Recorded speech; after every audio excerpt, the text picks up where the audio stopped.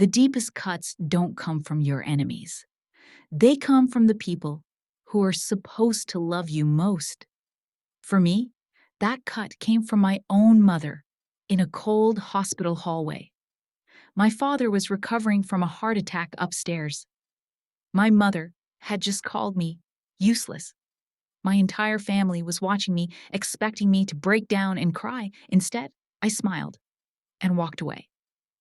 That one decision set fire to a multi-million-dollar family dynasty, and I was the one holding the match. My name is Evelyn, and I'm 32 years old.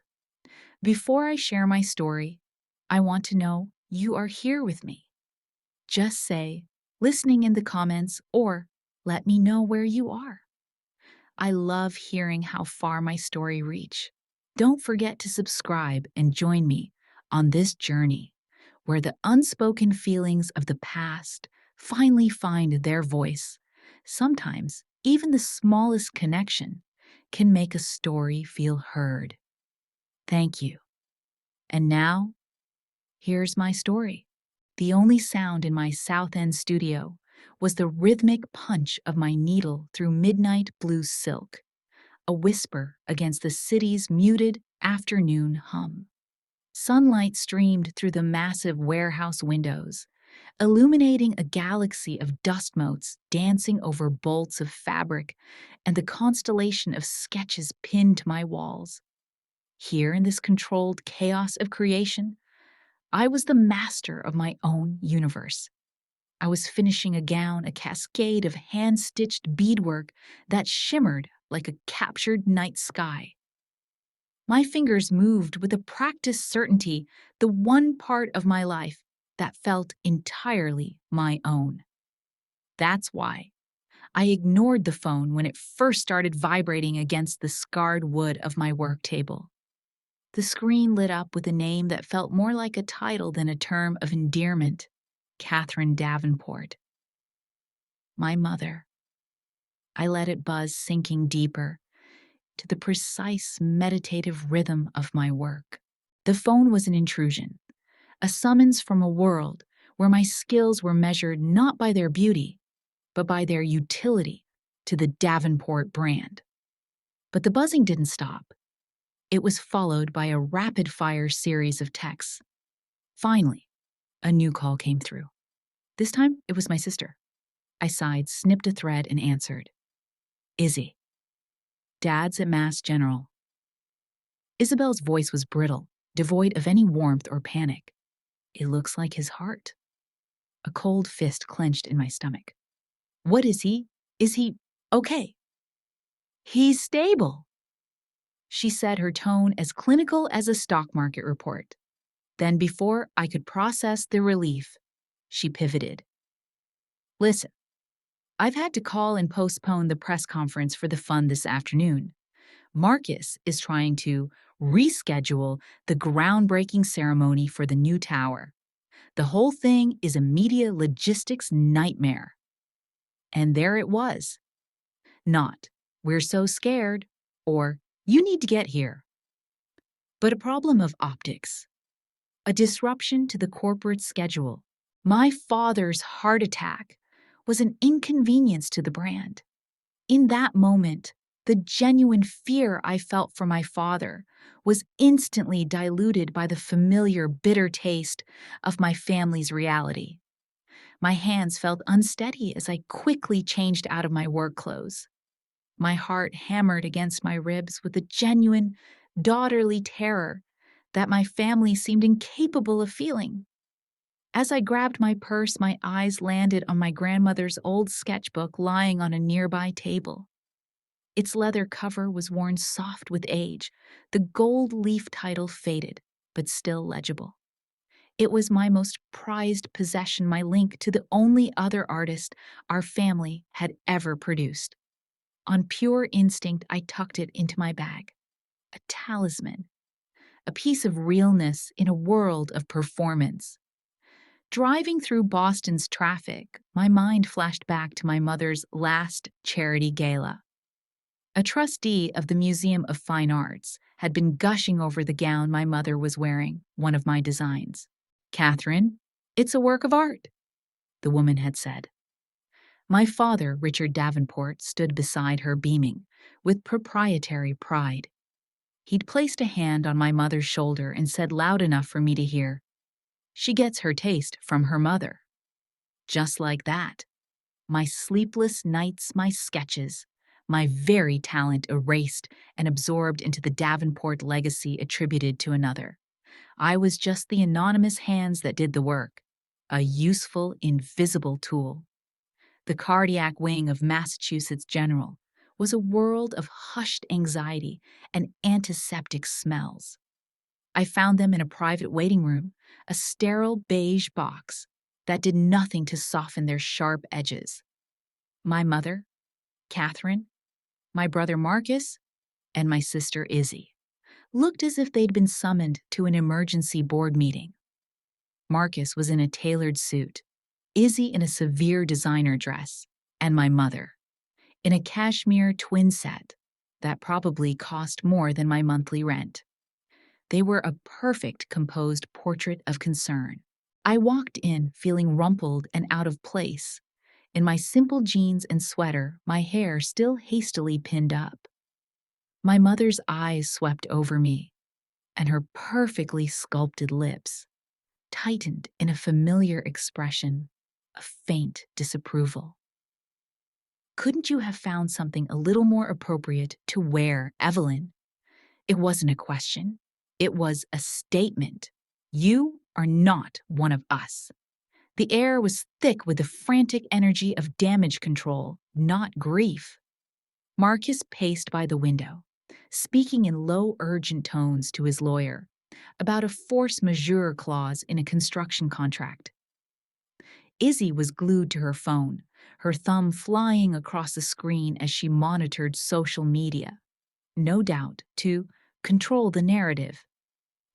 My mother was on the phone with her personal assistant, dictating the precise wording of a press release to be issued, should the worst come to pass. They were performing their roles.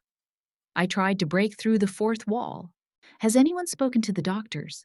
Do we know what happened? Izzy waved a dismissive hand without looking up. They're handling it, Evelyn. It's complicated. The implication was clear. It was a level of complication my frivolous mind couldn't possibly grasp. Then a doctor in blue scrubs entered the room. Mr. Davenport is stable, he announced, his voice calm. The event was minor. He's responsive and we're optimistic, but he'll need to make some significant lifestyle changes. A collective, palpable sigh of relief filled the room. For a single fleeting second, the performance stopped. We were just a family grateful that our father was going to be okay. In that fragile moment of connection, I reached into my bag and pulled out my grandmother's sketchbook. My hands trembled slightly as I held it out to my mother. "Mom, look," I said, my voice soft. I was thinking I could restore the cover. I remember Grandma sketching these designs when you were a little girl. It was an offering, a memory, a bridge back to something real. My mother's hand shot out and pushed the book away, not violently, but with a cold, firm finality. Her eyes, which had softened for a moment, were now chips of ice. "Evelyn," she hissed, her voice low and laced with a contempt that physically hurt. "Your father just fought for his life. The entire Davenport legacy could be compromised by this news. And the only thing you can think about are some useless scribbled drawings of dresses." Marcus snorted. Izzy rolled her eyes, a perfect practiced expression of disdain. My mother leaned in closer, her expensive perfume choking the air between us. She lowered her voice to a whisper that was meant to flay me alive, a secret, just for me. "You truly are the most useless child I have." The words didn't make me cry. They didn't make me angry. They did something far stranger. They silenced everything. For my entire life, My head had been filled with a constant buzzing noise, the need to please them, to earn their approval, to finally do something that would make them see me. And with that one whisper, the buzzing stopped. All that was left was a profound, terrifying, and utterly liberating silence. And in that silence, I smiled. It wasn't a happy smile. It was slow, deliberate, a simple curving of my lips that held no warmth at all. I watched as it registered on their faces. My mother's mask of contempt faltered, replaced by confusion. Marcus lowered his phone. Izzy actually looked up. My smile, my quiet, inexplicable smile, had unnerved them more than any scream ever could. I didn't say a word. I gently placed my grandmother's sketchbook back into my purse, the action calm and measured. Then I turned and walked out of the room. "Hey," Marcus's voice echoed in the hallway behind me. "Where do you think you're going? Who's going to handle the calls to Mom's foundation partners?" He still saw me as a function, a personal assistant to the family enterprise. I didn't look back. Down in the cold concrete echo chamber of the hospital parking garage, I finally allowed myself to tremble. I slid into the driver's seat of my car, the years of trying, of swallowing their casual cruelty, of hoping for a scrap of validation crashing down on me. My phone buzzed. A text from my mother. "Stop being so dramatic. Pick up coffee for everyone on your way back." It was the final test. The final pull back into their orbit, back to my designated role. For a heartbeat, the old conditioning almost won. But then I looked down at my hands on the steering wheel. I saw a faint smudge of charcoal on my thumb and a single stray piece of midnight blue thread clinging to my cuff. It was the residue of my world, of my work, of my worth. I unlocked my phone, but I didn't reply to her text. I opened the Davenport Legacy Family Group chat. My fingers moved with the same certainty they had in my studio just an hour before. I didn't type an angry rant. I wrote a resignation.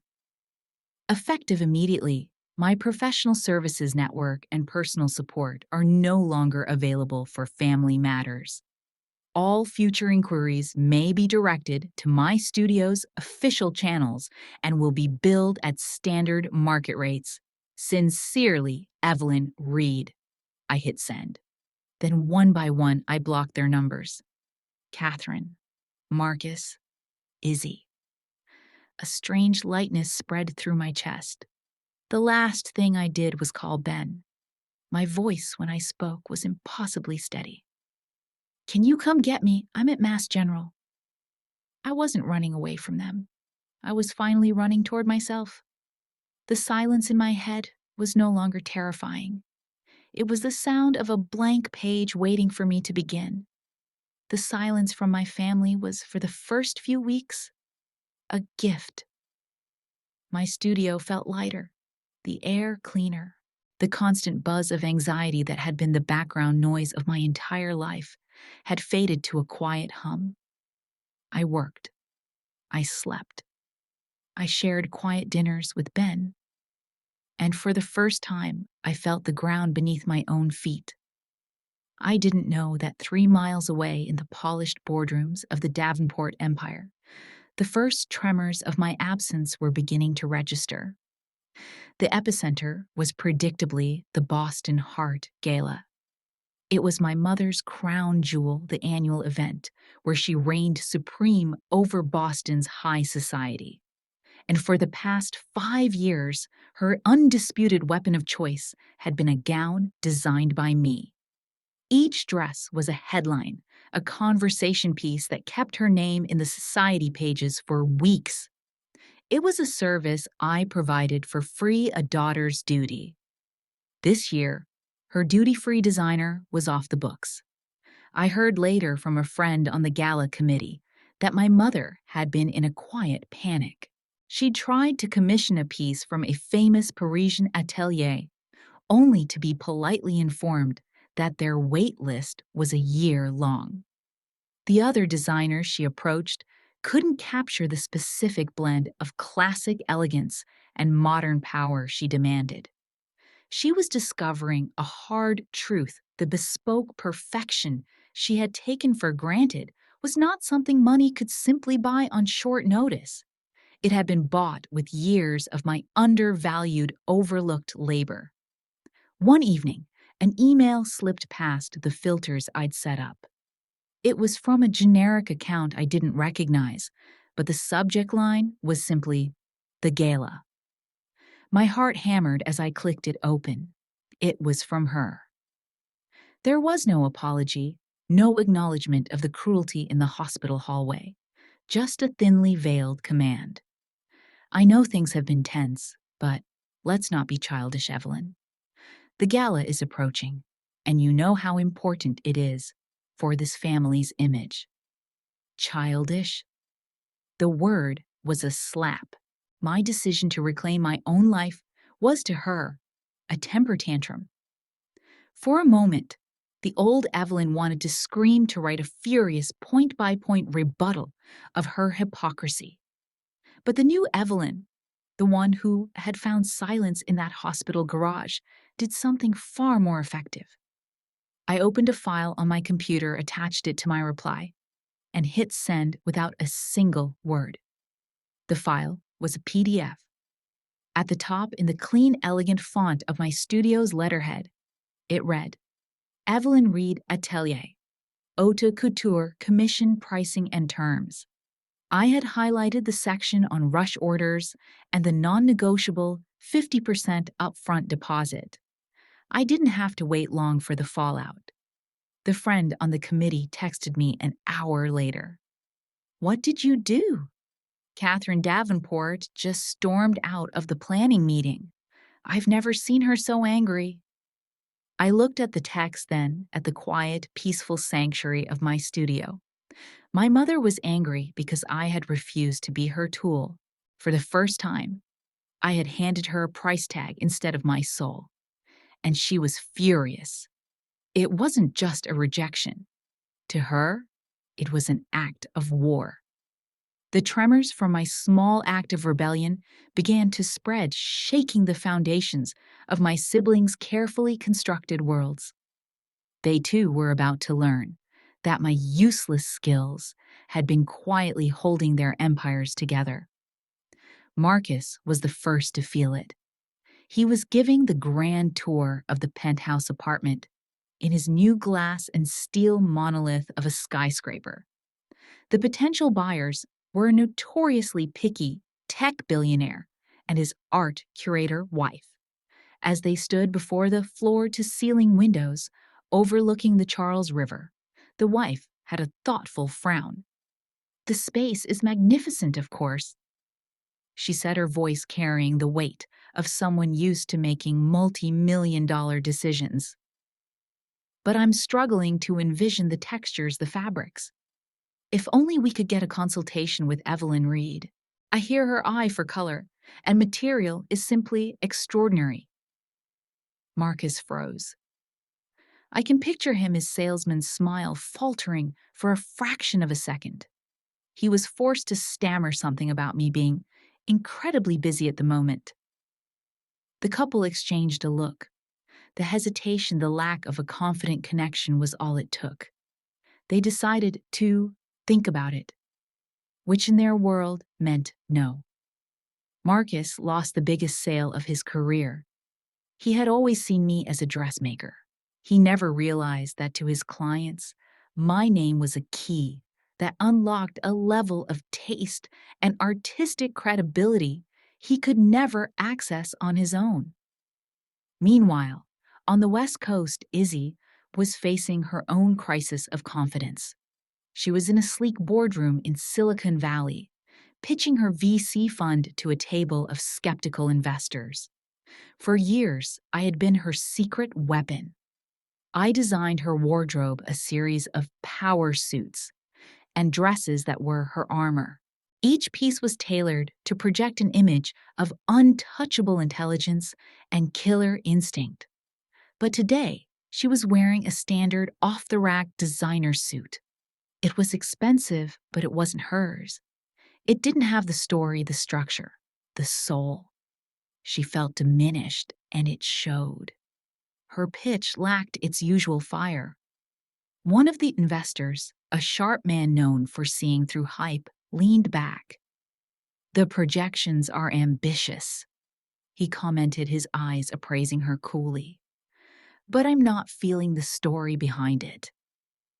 Izzy was shaken. She realized I hadn't just been making her clothes. I had been weaving the very fabric of her professional persona, the narrative of the unstoppable female investor she sold to the world. That evening, the three of them convened for a tense dinner at the Davenport mansion. I wasn't there, but I know how these meetings go. It wasn't a family council. It was a damage assessment.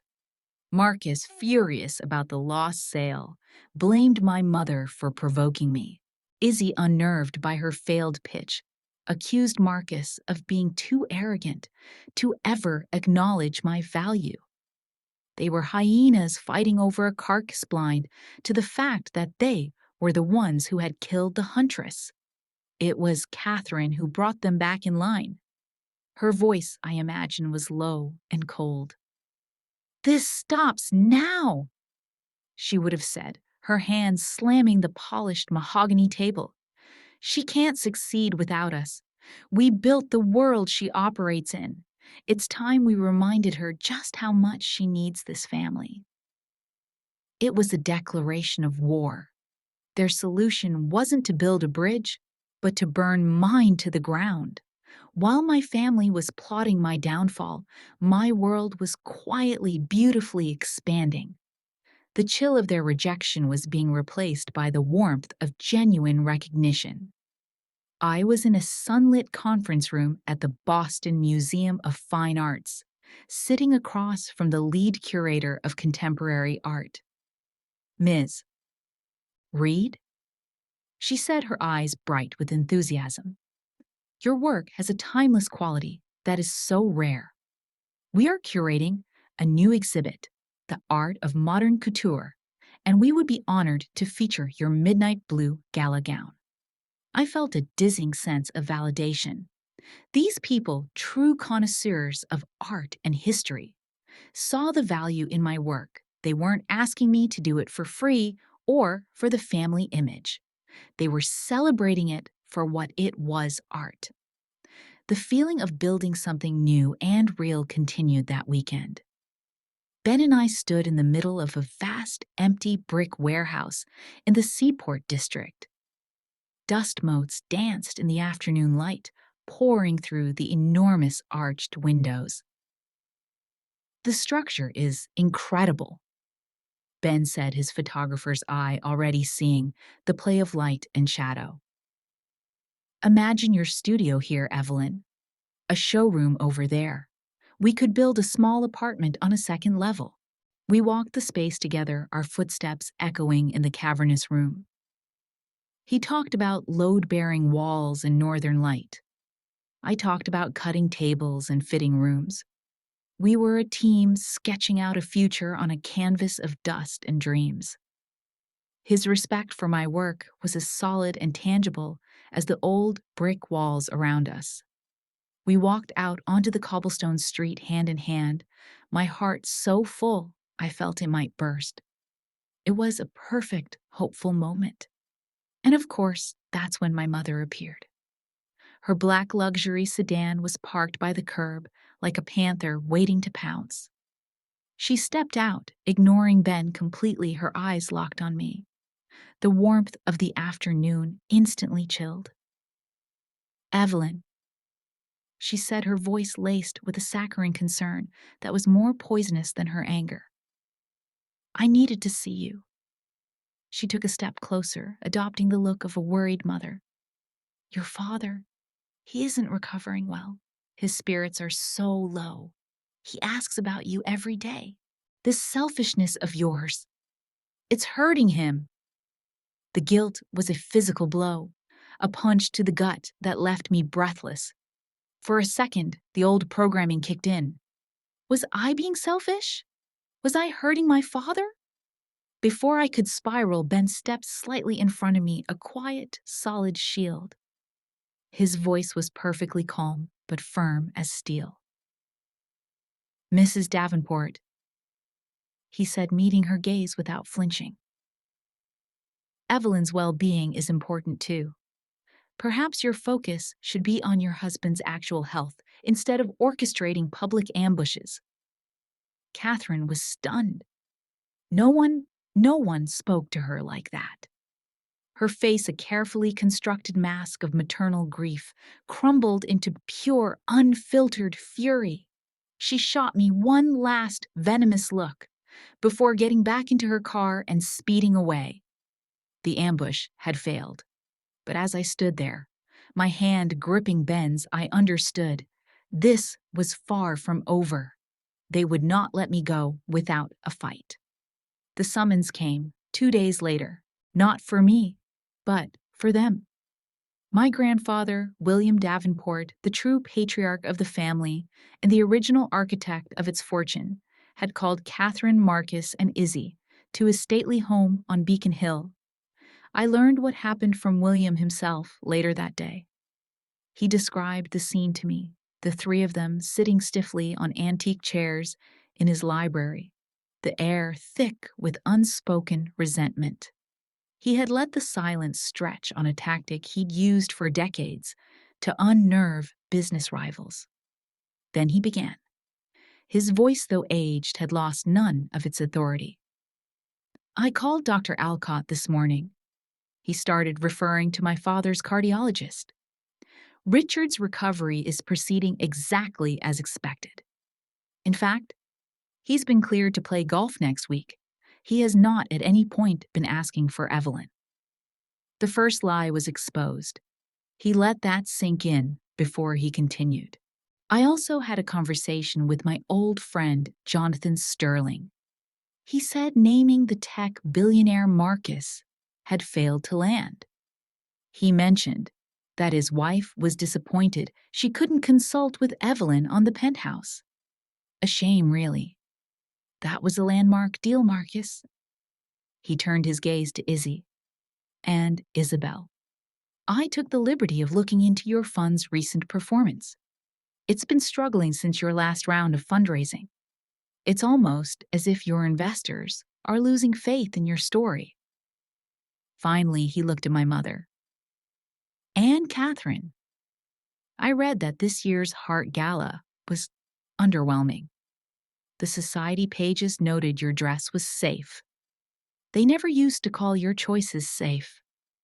He paused, his eyes sweeping over their pale, shocked faces.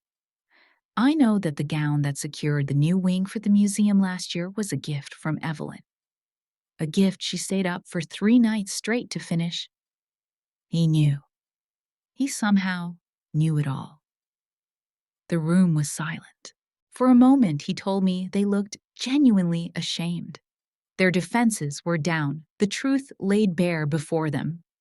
It was the perfect moment for an admission and apology, a glimmer of remorse. But the Davenports were not built for remorse. They were built for survival. It was Izzy who spoke first, her voice dripping with calculated victimhood. "You don't understand, grandfather," she said, her eyes welling with crocodile tears.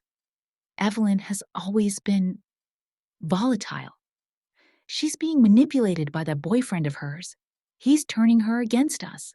She's the one tearing this family apart, all because of one misplaced word during a moment of incredible stress." They reframed it instantly. I was not the victim. I was the unstable, vindictive daughter brainwashed by an outsider.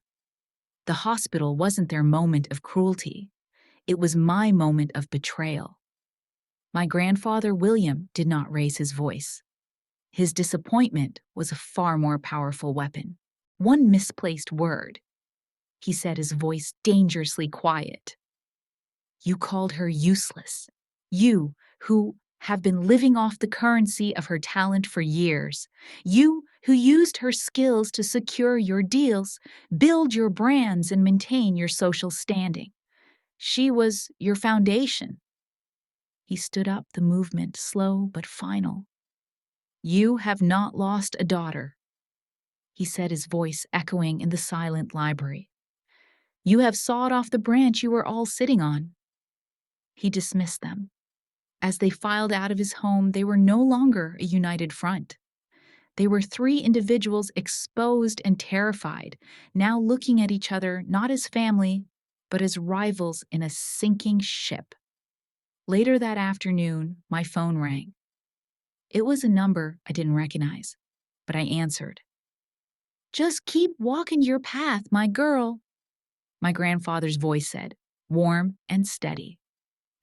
You are doing the right thing. The line clicked off, but his words remained. They were the armor I needed for the storm that was still to come. The Boston Heart Gala was the crown jewel of my mother's year, but this time the sparkle looked dull. The great hall gleamed with chandeliers, gowns swished like painted waves, and every table reeked of lilies and old money. But at the center of it all, Catherine Davenport was faltering. She wore a couture dress from Milan, a fortune stitched into silk. But it was soulless, no story, no fire. I saw the whispers and rival smiles, the sideways glances. For once, she wasn't radiant. She was ordinary. And my mother would never forgive me for that. Her unease curdled into malice. When she took the podium, her voice cut through the room like a polished blade. Tonight, we honor loyalty, she declared, eyes sweeping the hall. Families endure because they stand together, because they do not forget where they belong. The jab was clear. Then came the dagger. She announced the Davenport Grant, dedicated to serious innovation in technology and finance the engines of the future. Laughter, applause, champagne glasses lifted. A grant for the serious world with no room for art. My art. It was a public dismissal dressed as philanthropy. I clapped with the crowd, but my chest burned.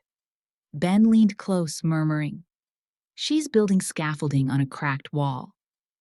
Before dessert, my phone buzzed. A message from the landlord of the Seaport warehouse. Lease withdrawn. Development priorities changed. My breath snagged. That building had been my dream made brick. Another vibration, an email from the MFA curator. We've received concerning reports about your financial stability. Let's pause discussions until we clarify. And then a client message. Regretfully, we must reconsider our contract. I sat frozen at the table as the noise of the gala pressed in. Marcus had pulled strings, Izzy had spread whispers. The timing was too perfect. Their attacks weren't accidents. They were synchronized blows meant to strangle me before I could breathe. On stage, my mother raised her glass. To loyalty, she said sweetly, and to knowing our place. I forced the champagne to my lips.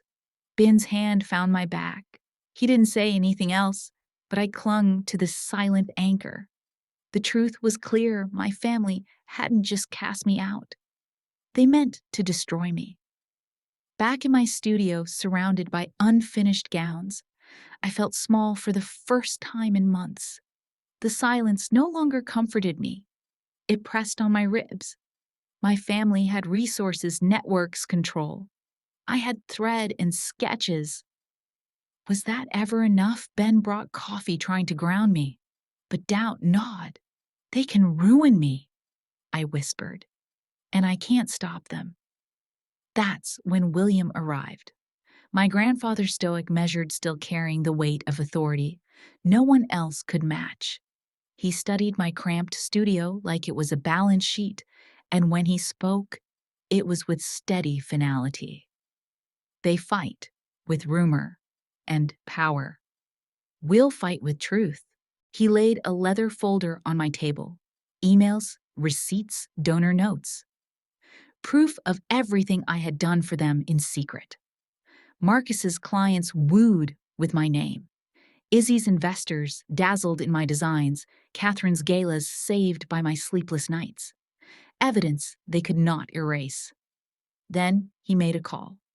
"Beatrice," he said, putting it on speaker. Her voice crackled sharp and amused. "William, I thought you'd given up on ever being useful." He introduced me. "This is Evelyn, and you know her partner, your nephew Ben." Beatrice Vance, a journalist feared in Boston's upper circles, admired everywhere else. I'd read her column's precise, merciless dissections of hypocrisy. "Tell me your story," she said. So I did. Calm, fact by fact. The gowns that opened wallets, the introductions I arranged, the nights I'd given away. Ben photographed the documents while I spoke. Beatrice asked questions like a surgeon making incisions. When I finished, there was a silence, then a low whistle. "This isn't gossip," she said. "This is anatomy. A family that feasted on her artist, then called her useless. That's not a feature story. That's a front page." Fear nodded in me. "They'll say I'm vindictive. They will," she replied smoothly, "and I'll print the receipts." Vindictive is just what powerful men call women who keep records. For the first time that night, I laughed. The sound surprised me a light reel. My family had turned every weapon they had against me. But maybe finally the truth had chosen sides. The story broke on Sunday. The Boston Globe hit doorsteps, with Beatrice's piece blazing across the front page, the Emperor's new clothes inside the hollow legacy of the Davenports. She never used my name, only the artist's daughter. But everyone in Boston knew. The article walked readers through years of hidden labor, the gowns that became Catherine's trophies, the introductions that lifted Marcus's deals, the tailored image that made Izzy's investors believe. It framed their empire as a house propped on borrowed beams and named me as the beam they tried to discard. The reaction was instant. Donors abandoned my mother's foundation within hours. Marcus's investors demanded audits. Izzy's fund drew the eye of the SEC. Stock tied to Davenport interests slid into freefall. For once, the public wasn't buying the performance. Messages poured into my phone. Strangers thanked me for naming what they lived. Invisible labor credits, stolen voices erased. The silence that had once swallowed me became a chorus echoing my own. By nightfall, they came to me. Catherine entered first, eyes blazing beneath a veneer of calm. Marcus stalked in furious.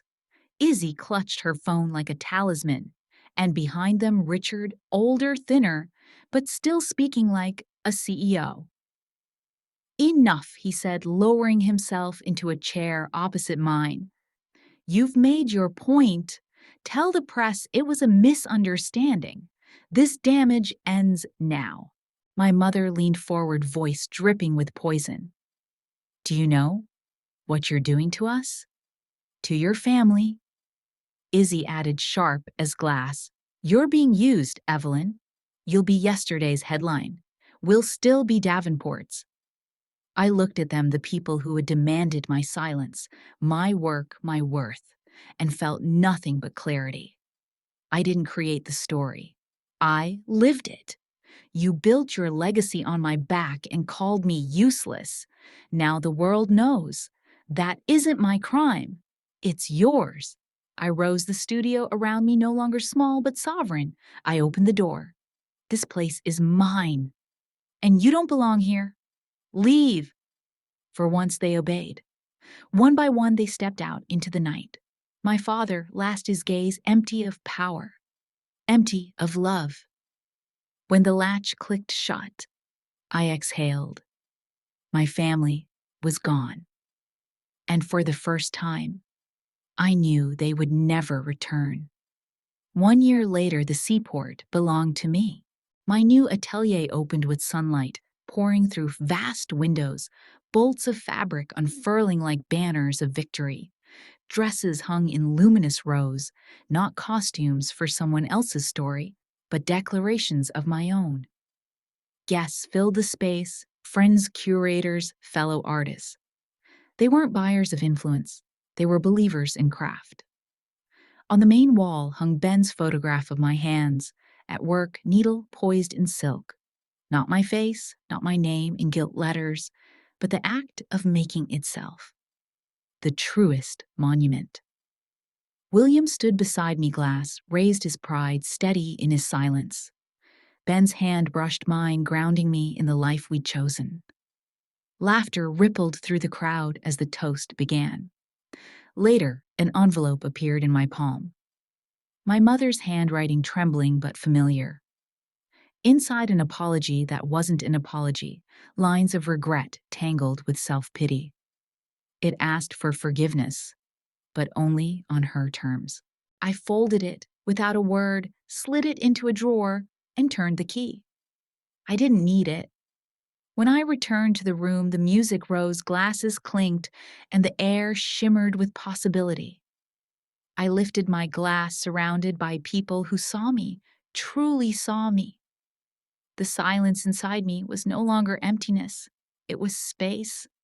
Space to create, to breathe, to live. I was free. In the end, I've learned that storms don't last forever, and even the harshest winds can shape us into who we're meant to be.